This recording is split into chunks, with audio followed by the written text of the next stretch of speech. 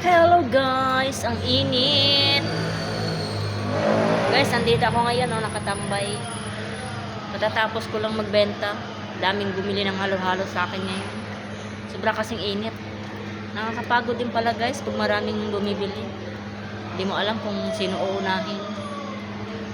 Dito ako guys, nakaupo. Yan. Bakante pa yung pwesto na yan. Wala pang nagre-rent.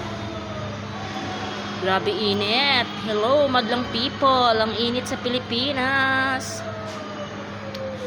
Ay, nako. Diyos ko, ang hirap maghanap buhay. Para kumita ng pera. Para may pambili tayo ng pagkain. Mahal ng mga bilihin ngayon, guys. Yung gas na super kalan, 500 na yung bili ko. Dati, 330 lang. Grabe. Sinasamantala na din ng mga, ng mga nagbebenta. Grabe na. Kung pwede lang magkahoy na lang. Sanay ako magkahoy. Walang kahoy lang dito. Kasi walang bundok.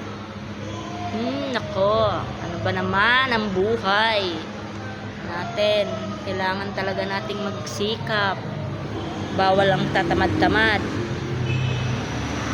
Nako. Grabe, init. Init. Ayan guys, Andito ako ngayon. Ayan. Ayan guys.